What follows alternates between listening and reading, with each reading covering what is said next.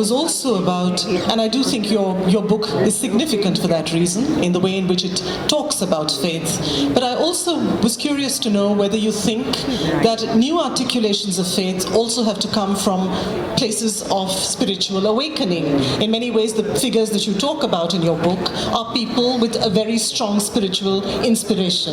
So do these re-articulations need to also come from those places? I hope so. And in fact, I do ask in one sentence, I don't make a big point about it, why are the modern spiritual leaders of the Hindu faith not speaking up against these excesses and distortions? And I think it's time that we challenge some of them. You know, someone like me has no religious credentials. I hope I have something to say that is worth saying, that you will read, and I hope eventually other Indians will read in translation.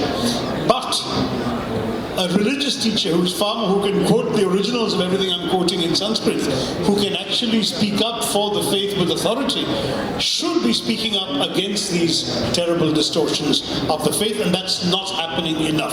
There have been a few exceptions, a few statements here and there, but not enough.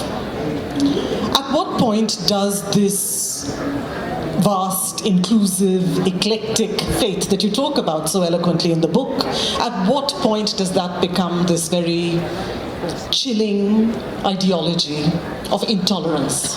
Well, the ideology started really in the 1920s. It is about the same time that fascism is rising in other parts of the world, in Europe and so on. And the idea of a national awakening, in the case of Germany, it was a racist idea. In India, interestingly enough, the ideologues even used the word race. They spoke about the Hindu race, which is a kind of slightly curious thing to do. Savarkar, who came up with the concept of Hindutva, was not a particularly religious figure.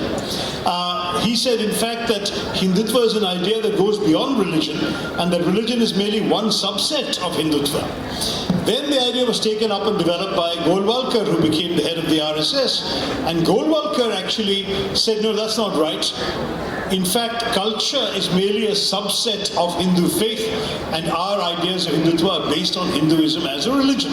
So you have a slight contestation between the two big founders. And